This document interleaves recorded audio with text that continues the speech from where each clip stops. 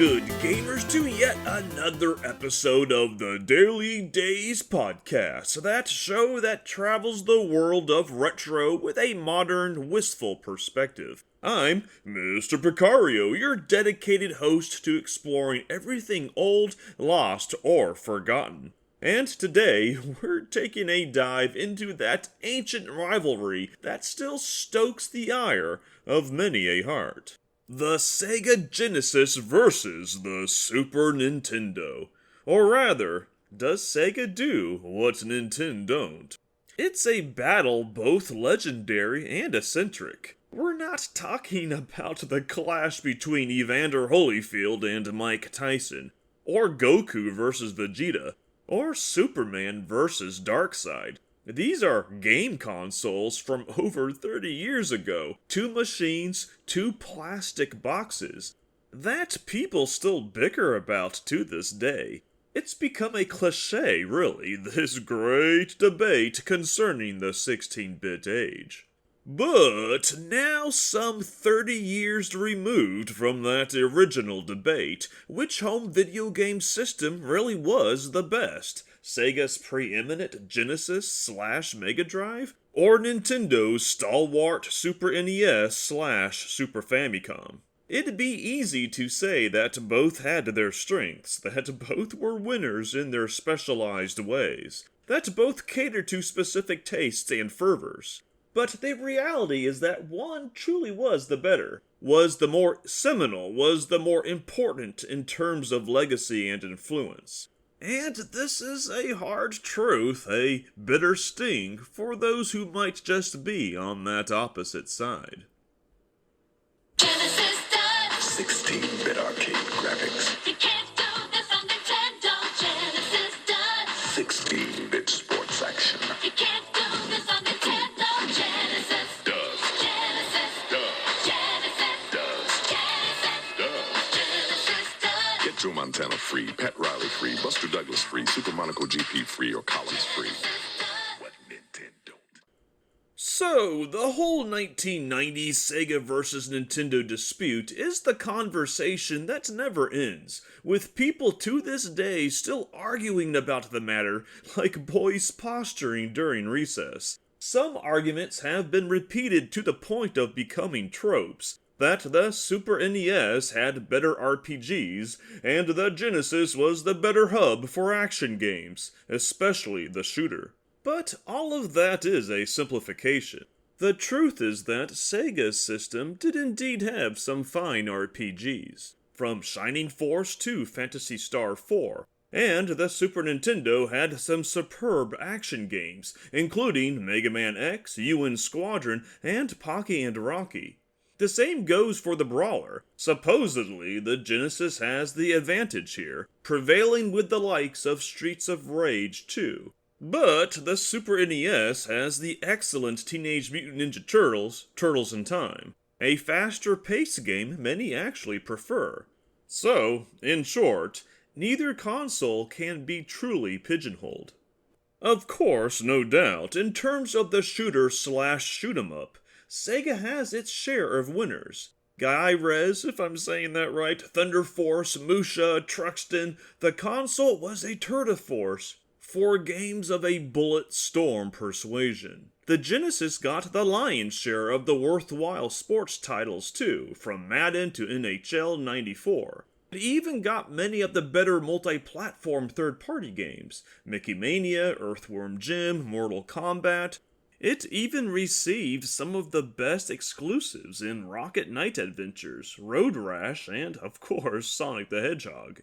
And crazily, Sega's little powerhouse even got some of the best games and franchises usually associated with the Big N. Contra Hardcore, Castlevania Bloodlines, Ghouls and Ghosts. Indeed, the list is pretty convincing. The Sega Genesis is the obvious champion. Except that, well, it really isn't.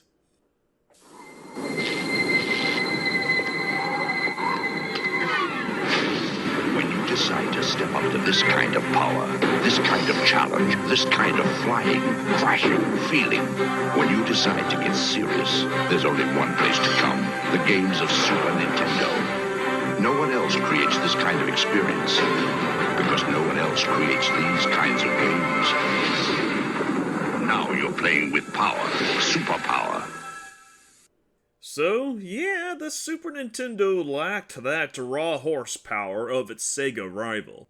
And for arcade aficionados, this was a real detriment for certain fast, hectic experiences. It's here where the basic tropes prove true. For those who liked their games quick and frenetic and often brutal, the Genesis was their dream machine. The SNES was not the system for juggling and warping dozens of complicated sprites at once.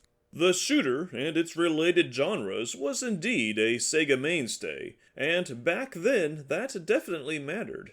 But today, the shooters and action games the Genesis was known for were already becoming niche 30 years ago, and fast forward to 2024, they're considered to be the relics of a different age, boutique amusements at best.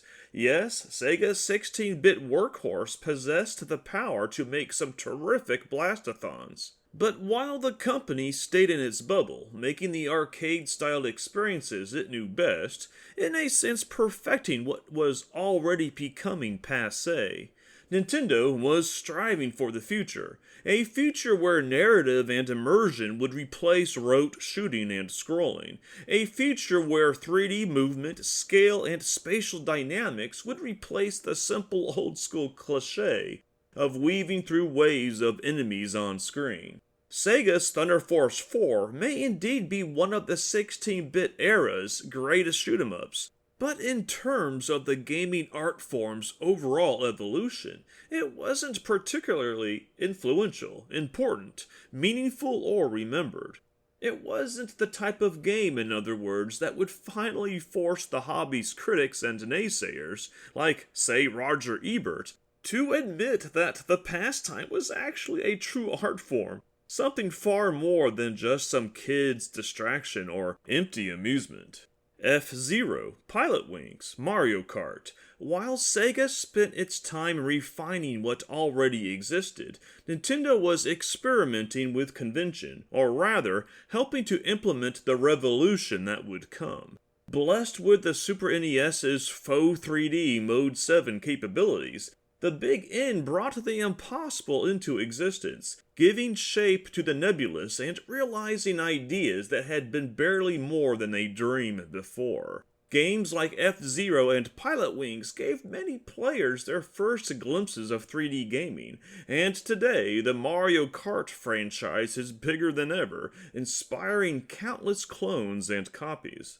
And it didn't stop there. Star Fox helped usher in the polygon, that once abstract aesthetic and construct, now used almost universally to evoke increasingly real or imaginative worlds. Yoshi's Island experimented with interactive backdrops and creative expression, its graphical stylings often resembling a child's wobbly scrawl.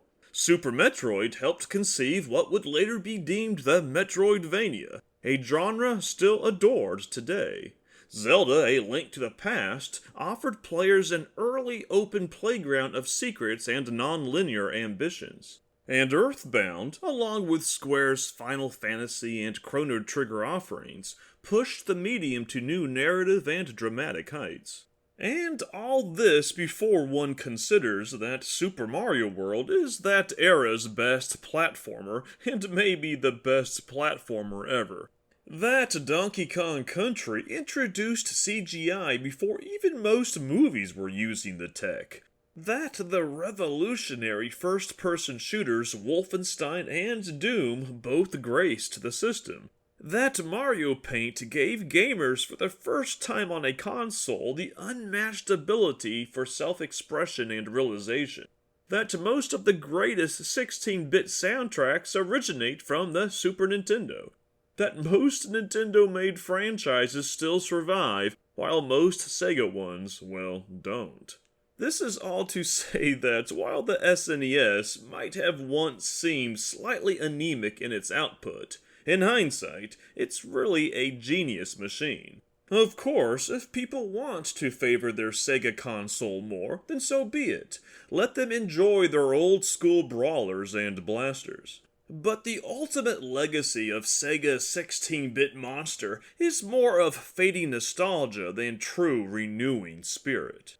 A mistake Sega would continue to make with its successor, the 2D-centric Sega Saturn. That system saw even more arcade games, even more insta-twitch action, but at the expense of evolution, of immersion and cinematic expression, and pushing the medium itself into new artistic, risky, and bold directions. In the 32/64-bit age, Sony's PlayStation is what changed the definition of gaming, showing players the true promise and almost infinite possibilities of the form.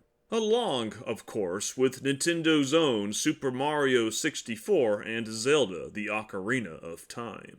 But if Sony largely defined the 32-bit generation, the 16-bit age goes to Nintendo. People might remember Sega's antagonistic marketing of the time, but people remember and still play a greater share of Super Nintendo games. The SNES wasn't a perfect system, but it offered the better scope, the greater hope. The console is largely why Nintendo still survives, why the mini SNES Classic Edition, released in 2017, kept selling out while the similar Genesis/Mega Drive all-in-one stayed fastened to store shelves 2 years later. And why, as of 2024, no Sega fan has a good answer to a simple question. Which game on the Sega Genesis surpasses either Super Metroid, Chrono Trigger, or Link to the Past on the Super NES in terms of significance and influence, importance, in-depth and breadth, and a visionary look towards the future? The best Genesis games were indeed great, but the best Super Nintendo games were legendary, genre-changing, borderline new paradigms. It wouldn't be until the Dreamcast that Sega would finally begin catching up, but that's a tragic tale for a different time. Thanks for listening, everyone. I know this was a spicier topic than where I normally go. In truth, I'm a fan of both consoles. I have both and I play both. They're like ships, though, sailing the same sea, but seeking opposite ports, maybe. The Sega Genesis represents a past perfected. Its games what we always wished we could play on the NES or Master System back in the day. The Super Nintendo, however, is more a voyage forward, moving slowly away from reflex-happy button tapping that had so defined the 80s, and towards a future where gaming was a more adventurous, thoughtful excursion.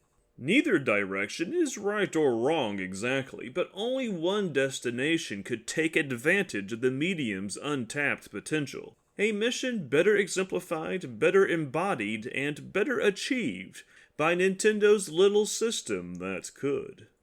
But anyway, for more thoughts and ponderings on a range of wistful things, feel free to visit lostnostalgia.com, my website devoted to the obscure and weird and quite nostalgic. That's lostnostalgia.com. Until next time then, this is Mr. Picario signing off for now.